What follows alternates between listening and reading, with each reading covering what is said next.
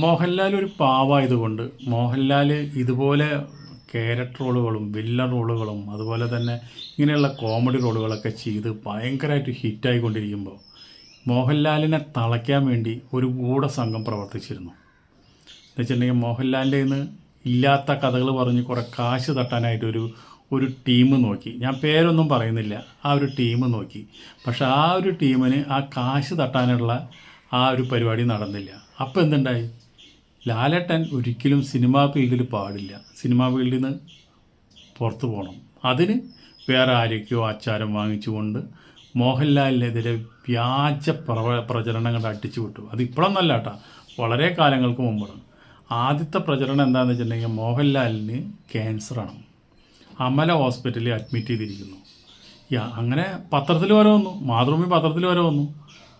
ഒരു സൂചന പോലെയാണ് അവരും വെച്ചത്. അവർക്കും കൃത്യമായിട്ടൊന്നും അറിയില്ല. പക്ഷേ മോഹൻലാലിന് ക്യാൻസറായി രഹസ്യമായിട്ട് ചികിത്സിക്കുന്ന അമലയാണ് എന്ന് പറഞ്ഞിട്ട് ഞാൻ പോലും അമലയിലേക്ക് പോയിട്ട് അവിടെ പോയിട്ട് തപ്പിയിട്ടുണ്ട്, ഇവിടെ എവിടെയും മോഹൻലാൽ കിടക്കുന്നിട്ട്. അപ്പോഴാണ് ഇത് വ്യാജ വാർത്തയാണെന്ന് എനിക്ക് മനസ്സിലായത്.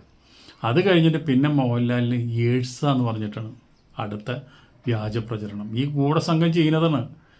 അത് ഭയങ്കരമായിട്ട് പടർന്നു. അതെന്ന് വെച്ചിട്ടുണ്ടെങ്കിൽ 10,000-3000 സ്ത്രീകളായിട്ട് മോഹൻലാൽ ബന്ധപ്പെട്ടിട്ടുണ്ട്. അവർക്കൊക്കെ പിന്നെ എയ്ഡ്സ് വന്നിട്ടുണ്ടാവും എന്ന് പറഞ്ഞിട്ട് നടികളൊക്കെ അങ്കലാപ്പിൽ എന്ന് പറഞ്ഞിട്ട് ഇവർ വ്യാജ പ്രചരണം അടിച്ചു വിട്ടു. പക്ഷെ മോഹൻലാൽ അതൊന്നും ചെവി കൊണ്ടില്ല. മൂപ്പര് സ്റ്റൈലായിട്ട് മൂപ്പര് അഭിനയിക്കാനും ആരൊക്കെ എന്തൊക്കെ പറഞ്ഞു കഴിഞ്ഞാലും ഇത് അവസാനം അവരെന്നെ തോൽക്കുള്ളൂ എന്ന്, ദൈവം അവർക്ക് തന്നെ തിരിച്ചടി കൊടുത്തുള്ളൂ എന്ന് മോഹൻലാലിനെ അറിയാം. അതുകൊണ്ട് മോഹൻലാൽ അതിനൊന്നും ചെവി കൊടുക്കാൻ നിന്നില്ല. അതും അവർക്ക് പരാജയപ്പെട്ടു. പിന്നെ പരാജയപ്പെട്ടപ്പോൾ മോഹൻലാലിൻ്റെ വളർച്ച കണ്ടിട്ടുള്ള അസൂയ പൂണ്ടുകൊണ്ട് ഒരു വിഭാഗം ആൾക്കാരുണ്ട്. ആ വിഭാഗം ആൾക്കാർ അടിച്ചിറക്കുന്ന മോഹൻലാലിനെ കുറിച്ച് വൃത്തികെട്ട ഓരോ സ്റ്റേറ്റ്മെൻറ്റുകളുണ്ട് പല നടിമാരെ കുറിച്ച്. അതെല്ലാം വ്യാജമായിട്ടുള്ള സംഭവങ്ങളാണ്. ഇത് മാങ്ങിയുള്ള മാവുമ്പളിക്കല്ലേ ആൾക്കാർക്ക് കല്ലെറിയാൻ പറ്റുള്ളൂ. മോഹൻലാൽ വെച്ചിട്ടുണ്ടെങ്കിൽ ഒരാളോടും ഒന്നും പ്രതികരിക്കാൻ പോകാത്ത, എന്ത് വാർത്ത കേട്ടാലും പ്രതികരിക്കാൻ പോകാത്തൊരു വ്യക്തിയാണ്. അപ്പോൾ അത് അവർക്കൊരു ശരിക്കും പറഞ്ഞു കഴിഞ്ഞാൽ അതൊരു എളുതരായി എന്ന് പറയാം. പിന്നെ അങ്ങോട്ട് ലാലേട്ടൻ്റെ മെക്കെട്ടിക്ക് അങ്ങോട്ട് കയറാം. പക്ഷേ ആര് തകർത്താലും ലാലേട്ടൻ്റെ കഴിവുകൾ ഏത് സൂര്യൻ്റെ മുമ്പിലും മറച്ചു വെച്ചാലും ഇന്നല്ലെങ്കിൽ നാളെ പുറത്ത് വരും. അതുതന്നെ ലാലേട്ടുണ്ടായത്.